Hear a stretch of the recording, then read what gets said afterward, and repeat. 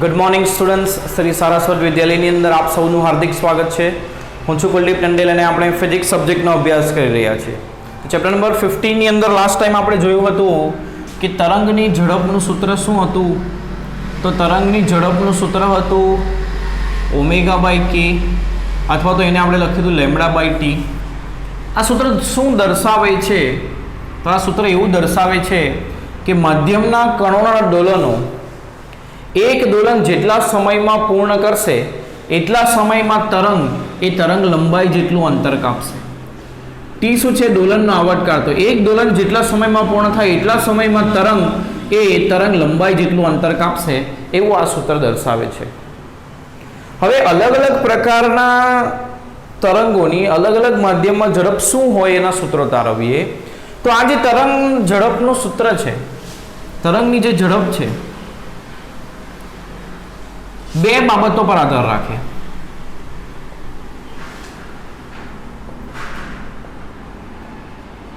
કઈ બે બાબત? તો એક તો માધ્યમનો જડત્વીય ગુણધર્મ અને બીજું માધ્યમનો સ્થિતિસ્થાપક ગુણધર્મ.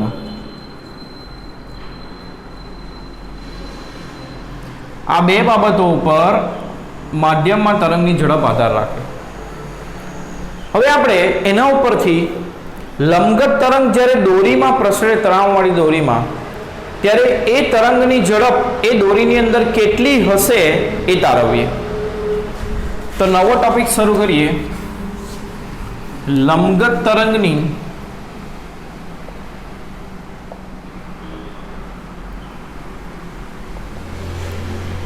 તણાવવાળી દોરીમાં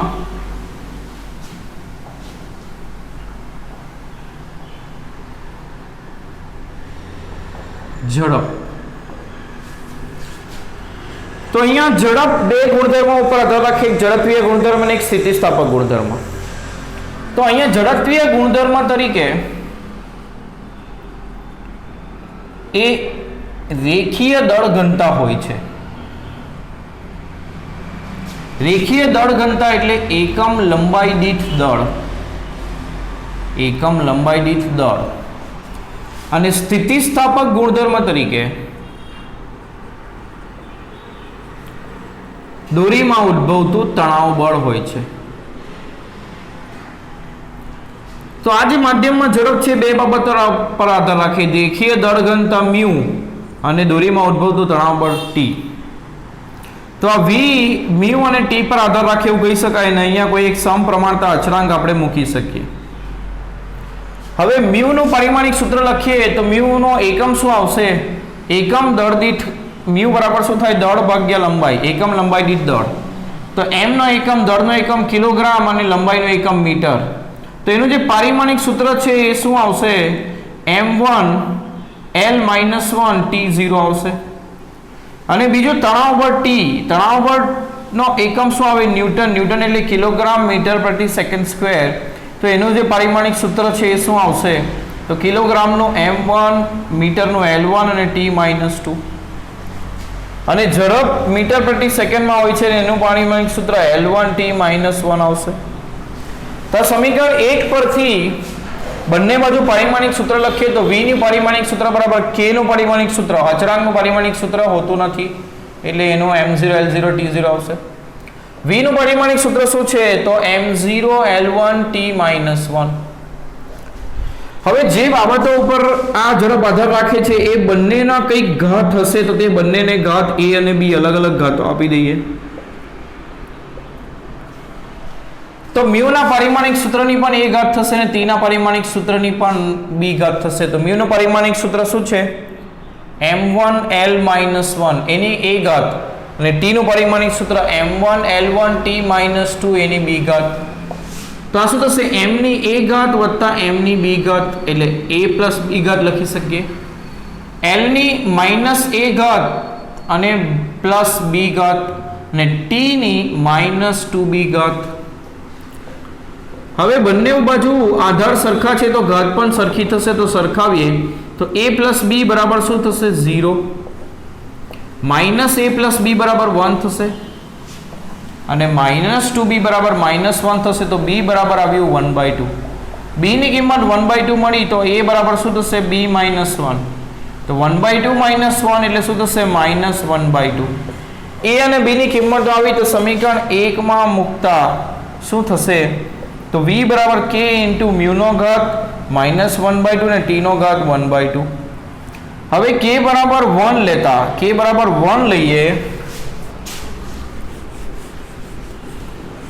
આપણે પારિમાણિક વિશ્લેષણ રીતનો ઉપયોગ કરી રહ્યા છે જે ચેપ્ટર નંબર 2 ની અંદર આપણે શીખ્યા હતા કારણ કે એનું બાકીનું જે ડેરિવેશન છે એ તો ખૂબ જ અઘરું છે આપણા સિલેબસની અંદર નથી બીજી રીતનું ડેરિવેશન તો v બરાબર k ની કિંમત 1 મૂકીએ તો μ નો ઘાત 1/2 -1/2 છે તો નીચે લઈ જઈએ તો +1/2 થશે તો આને t/μ નો 1/2 ઘાત લખાય તો v બરાબર 1/2 ઘાત એટલે વર્ગમૂળ t/μ આ સૂત્ર થશે તણાવવાળી દોરીમાં લંબગત તરંગની ઝડપનું તણાવવાળી દોરીમાં લંબગત તરંગની ઝડપ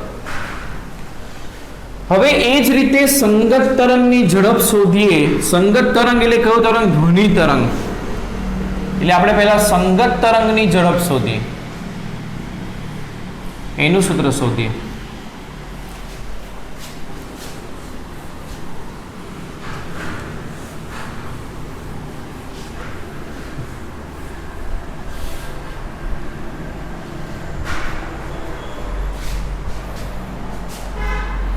તો સંગત તરંગની ઝડપ સૌપ્રથમ હવાની અંદર શોધી એટલે કે વાયુ માધ્યમની અંદર સંગત તરંગની ઝડપ શોધી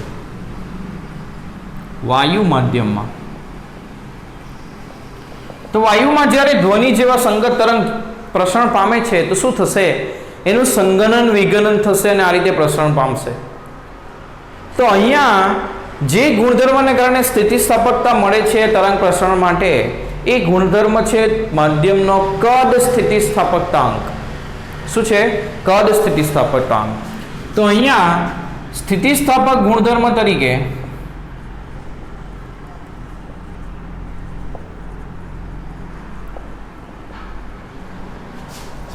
કદ સ્થિતિસ્થાપકતાંક હશે કદ સ્થિતિસ્થાપકતાંક એટલે બલ્ક મોડ્યુલસ અને જડત્વીય ગુણધર્મ તરીકે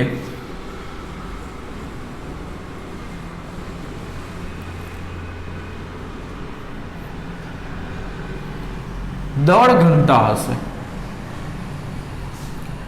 તો બલ્ક મોડ્યુલસ નું સૂત્ર શું આવશે P / delta V by V minus P / delta V by V એટલે એનો જે એકમ છે એ આવશે ન્યૂટન પ્રતિ મીટર સ્ક્વેર તો એનું પારિમાણિક સૂત્ર શું થશે ન્યૂટન એટલે કિલોગ્રામ મીટર પ્રતિ સેકન્ડ સ્ક્વેર એને મીટર સ્ક્વેર વડે ભાગો એટલે 1 મીટર કેન્સલ એટલે જવાબ શું આવશે m1 L - 1 T - 2 અને દળ ઘનતા ઘનતા એટલે કિલોગ્રામ પ્રતિ મીટર ક્યુબ તો ઘનતા માટેનો એકમ આવશે કિલોગ્રામ એટલે m1 અને પ્રતિ મીટર ક્યુબ એટલે L - 3 હવે આ જે સંગત તરંગની ઝડપ છે એ વાયુ માધ્યમમાં એ બે બાબતો પર આધાર રાખે એક બલ્ક મોડ્યુલસ એને ઘાત a આપીએ અને એક દળ ઘનતા એને ઘાત b આપીએ અને અહીંયા સમપ્રમાણતા અચળાંક મૂકીએ k બંને બાજુ પારિમાણિક સૂત્ર લખીએ તો k નું પારિમાણિક સૂત્ર m0 l0 t0 એટલે લખતા નથી આપણે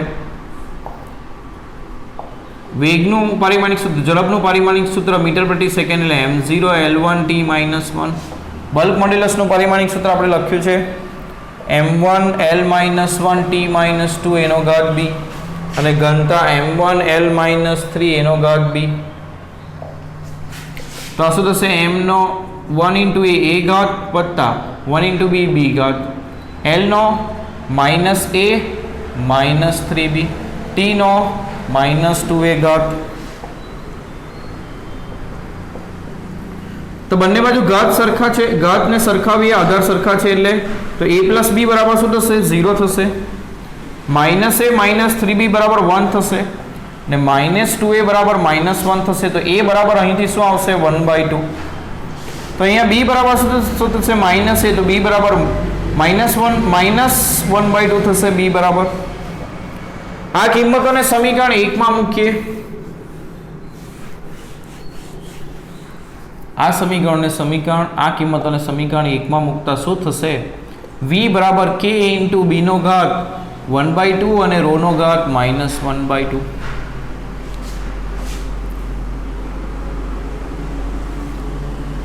હવે k બરાબર 1 લઈએ તો ઝડપ શું થશે? b નો ઘાત 1/2 ને રો નો ઘાત 1/2, તો b બાય રો નો ઘાત 1/2 એટલે વર્ગમૂળ b બાય રો. એટલે આ સૂત્ર થયું ઝડપનું, સંગત તરંગની ઝડપનું સૂત્ર. ક્યાં આગળ? વાયુ માધ્યમની અંદર. તો એ જ રીતે જો માધ્યમ ઘન હોય તો એની અંદર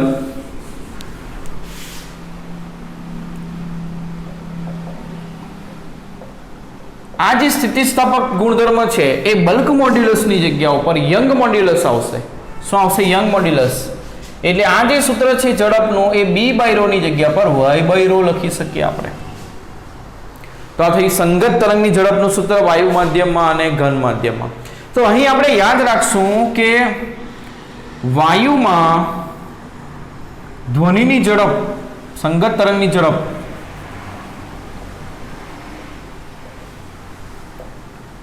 એ ઘન અને પ્રવાહી કરતા ઓછી હોય છે.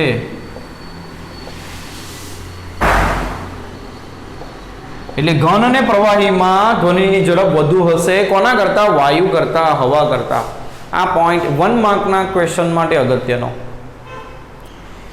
એ જ રીતે નેક્સ્ટ અગત્યનો ટોપિક કરીએ, ધ્વનિની હવામાં ઝડપ. ધ્વનિની હવામાં ઝડપ.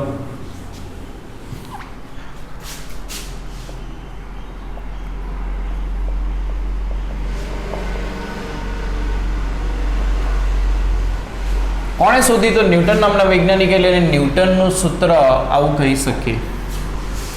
તો ન્યૂટન નામના વૈજ્ઞાનિકે દર્શાવ્યું કે ધ્વનિ જ્યારે હવામાં પ્રસરણ પામે છે તો એ જે સંગલન વિગલનની પ્રક્રિયા થાય છે એ પ્રક્રિયા દરમિયાન તાપમાનમાં ફેરફાર નહિવત હશે. એટલે જે પ્રક્રિયા છે સમતાપી પ્રક્રિયા હશે. એટલે હવામાં ધ્વનિ પ્રસરણની પ્રક્રિયા એ સમતાપી છે એવું દર્શાવ્યું. કોણે? ન્યૂટન નામના વૈજ્ઞાનિકે. તો હવાને આદર્શ વાયુ તરીકે લઈએ તો આદર્શ વાયુ માટે શું થાય? PV = μRT થાય. હવે આનું v ની સાપેક્ષે વિકલન કરીએ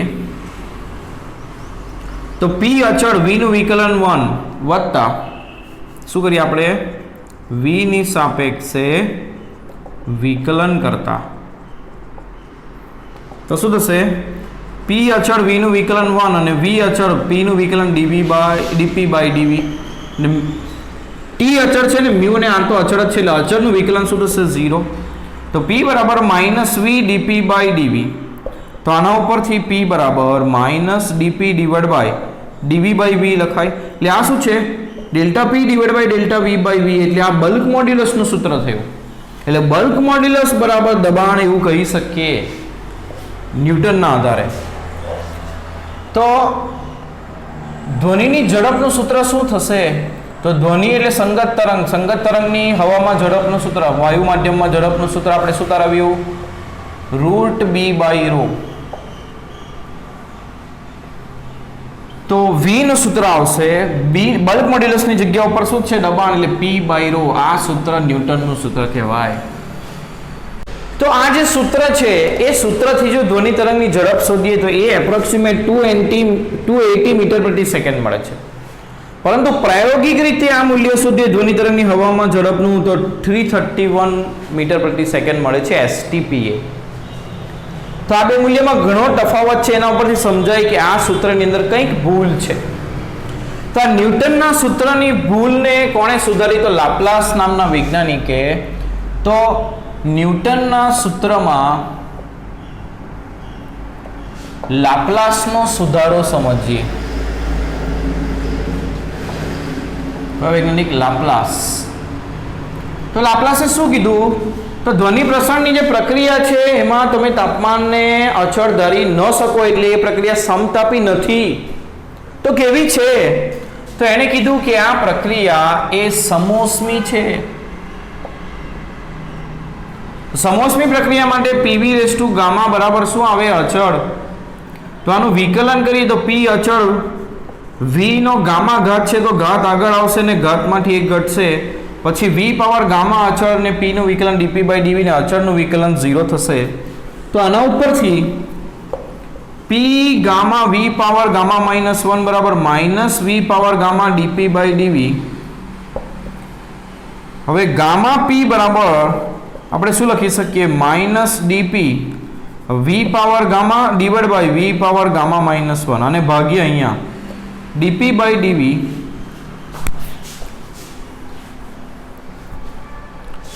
તો ગામા પી બરાબર શું આવશે? માઇનસ વી પાવર, આ વી પાવર ગામા નીચે લાવે તો માઇનસ ગામા થાય, અથવા તો ઉપર લઈ જઈએ તો વી પાવર ગામા અને આને ઉપર લઈ જઈએ તો માઇનસ થાય, એટલે minus gamma -1 D P by D V. તો આ શું થશે? V power gamma minus gamma plus 1 D P by D V. તો V power gamma minus gamma 1 થશે. આ વી પાવર 1 આવ્યું એને નીચે લઈ જઈએ છેદના છેદમાં, તો આ રીતે લખાય. તો આ કયું બલ્ક મોડ્યુલસનું સૂત્ર થયું? તે બલ્ક મોડ્યુલસ બરાબર ગામા પી એવું આવ્યું. તો ધ્વનિની ઝડપ આપણે શું લખી શકીએ? Root B by rho. તો બી બાય રો ની જગ્યા પર શું મૂકશું? Gamma P by rho. હવે એસટીપી એ આ જ સૂત્ર વાપરીને આપણે જો ગણતરી કરીએ તો એનું મૂલ્ય 331.3 મીટર પ્રતિ સેકન્ડ આવે, જે 331 ની નજીકનું છે. એનો મતલબ આ સૂત્રથી જે મૂલ્ય મળે છે એ સાચું છે. એટલે ધ્વનિની ઝડપ શોધવા માટે આ જ સૂત્ર વાપરવું જોઈએ, જે કોનું છે? લાપ્લાસનું.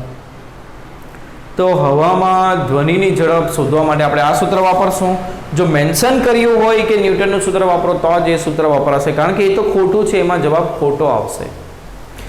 તો હવામાં ધ્વનિ પ્રસરણની પ્રક્રિયા એ સમતાપી નથી પણ કેવી છે? સમોષ્મી છે. આ યાદ રાખીશું અને આ થિયરીઓ ખૂબ અગત્યની. હવે આને રિલેટેડ જે દાખલાઓ છે ચોપડીની અંદર એ સોલ્વ કરીએ. તો સૌપ્રથમ ઉદાહરણ નંબર 15.1 ગણીએ. 15.1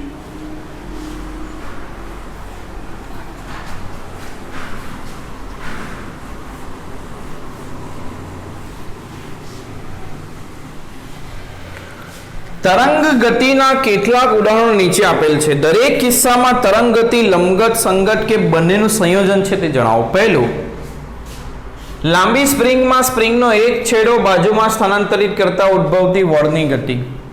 હવે સ્પ્રિંગ હોય તો સ્પ્રિંગમાં તમે કેવું બળ લગાવો એના ઉપર આધાર રાખે કે તરંગ કેવું જનરેટ થશે.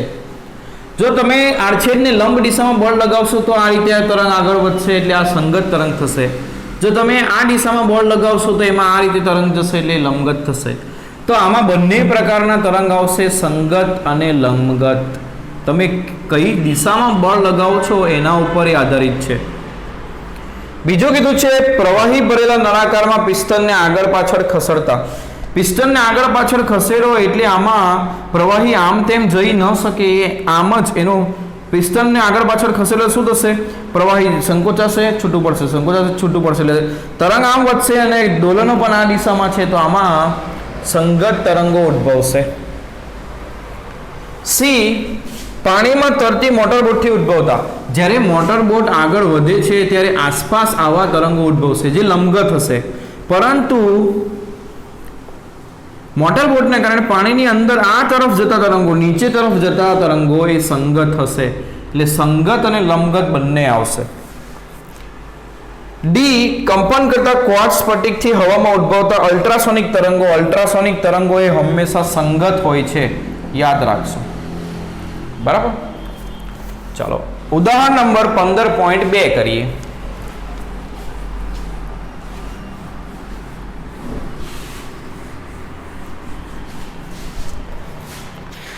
શું કીધું છે? તો એક દોરી પર પ્રસરતું તરંગ આપ્યું છે, જેમાં સંખ્યાત્મક અચળાંકો આપ્યા છે. તરંગનું સમીકરણ આ પ્રમાણેનું આપ્યું છે: y બરાબર 0.005 sin 80x - 3t. આ સમીકરણને y is equal to a sine kx minus omega T સાથે સરખાવીએ તો કંપ વિસ્તાર કેટલો છે 0.005 મીટર, k કેટલું છે તો 80 રેડિયન પ્રતિ મીટર અને ઓમેગા કેટલું છે તો 3 રેડિયન પ્રતિ સેકન્ડ. તો પહેલું કંપ વિસ્તાર મળી ગયો ડાયરેક્ટ 0.005 મીટર. તરંગ લંબાઈ k બરાબર શું થશે 2 પાઈ બાય લેમ્ડા, તો લેમ્ડા બરાબર શું થશે 2 pi by k, 2 into 3.14 divided by 80. કેલ્ક્યુલેટરની અંદર આને સોલ્વ કરીએ 2 into 3.14 divided by 80 તો જવાબ થશે 0.0785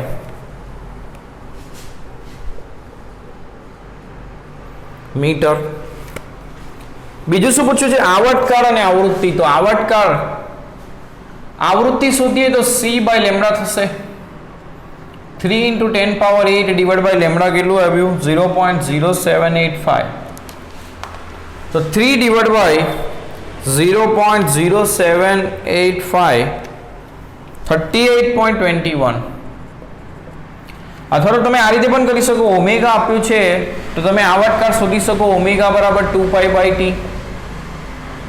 તો આવર્તકાળ t બરાબર 2 પાઈ બાય ઓમેગા લખી શકીએ એટલે 2 into 3.14 divided by 3 તો થશે 2.09 સેકન્ડ. આ આવર્તકાળ થયો. આવૃત્તિ આનો વ્યાસ તો થશે ન્યુ બરાબર 1 બાય ટી, તો 1 બાય 2.09 તો થશે 0.478 હર્ટ્ઝ આવૃત્તિ થઈ. પછી શું કીધું છે તો x બરાબર 30 સેન્ટીમીટર અંતરે અને t બરાબર 20 સેકન્ડે તરંગનું સ્થાનાંતર. તરંગનું સ્થાનાંતર એટલે આ સૂત્રમાં કિંમતો મૂકીને સ્થાનાંતર મળશે, બરાબર. જેમાં x કેટલું લેવા કીધું છે તો x કીધું છે 30 સેન્ટીમીટર, તો મીટરમાં 0.3 થશે અને સમય કેટલો કીધું છે 20 સેકન્ડ. 0.005 સાઇન 8 તારીખ શું થશે 24, 8 તારીખ 24 એટલે 24 થશે માઇનસ 30 નું 60, 20 તારીખ 60, 24 માઇનસ 60 કરશું કેટલા આવશે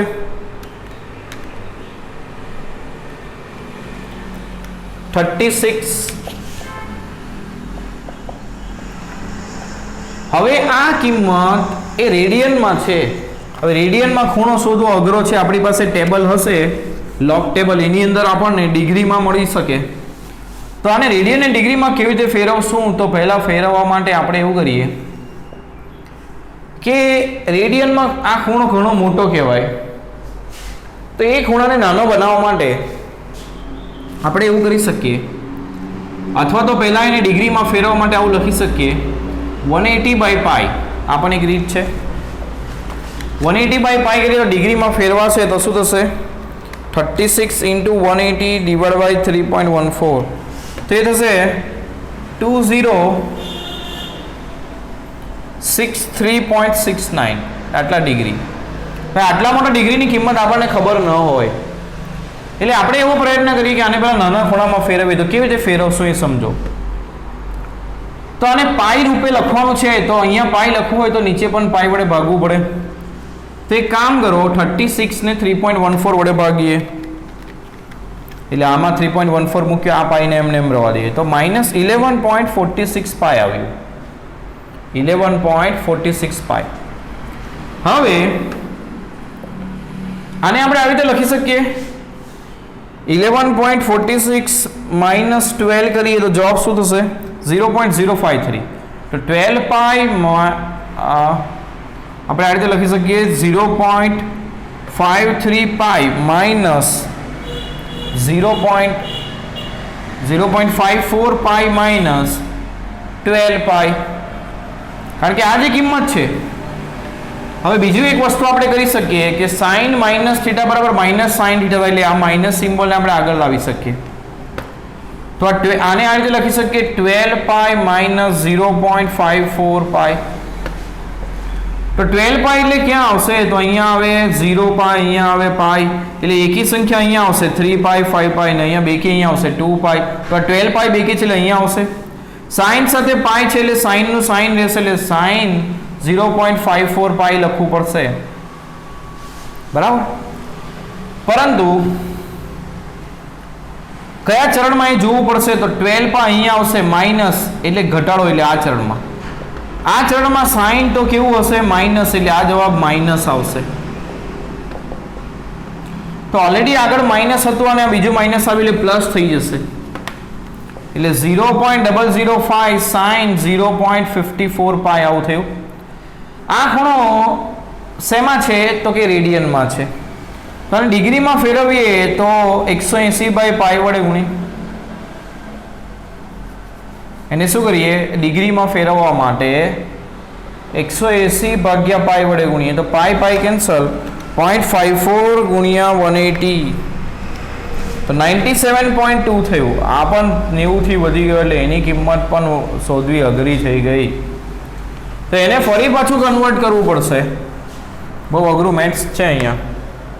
0.005 સાઇન 90 પ્લસ 7.2 એવું લખી શકીએ. તો સાઇન સાથે 90 હોય તો સાઇન નું થાય cos, એટલે cos 7.2 લખી શકીએ. કયા ચરણમાં? 90 પ્લસ એટલે બીજા ચરણમાં સાઇન પ્લસ એટલે જવાબ પણ પ્લસ આવશે. એટલે 0.005 cos 7.2 ની કિંમત જોઈએ ટેબલની અંદર, કોસાઇન ટેબલની અંદર.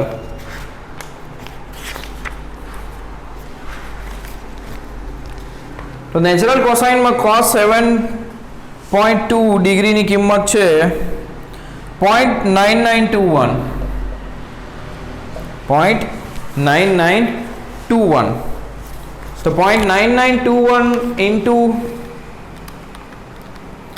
0.005 કરીએ તો જવાબ આવશે 0.0049 મીટર.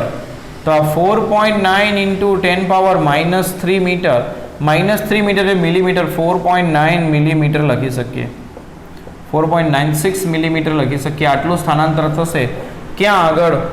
તો x ની કિંમત કેટલી મૂકી આપણે? અને y xt કહેવાય. તો x ની કિંમત આપણે મૂકી 0.3 અને t ની કિંમત મૂકી 20. તો આ સ્થાન આગળ આ સમયે કંપ વિસ્તાર તમને આટલો મળશે, સ્થાનાંતર આટલું મળશે. તો બાકીનો જે ટોપિક છે આપણે નેક્સ્ટ ટાઈમ કવર કરીશું.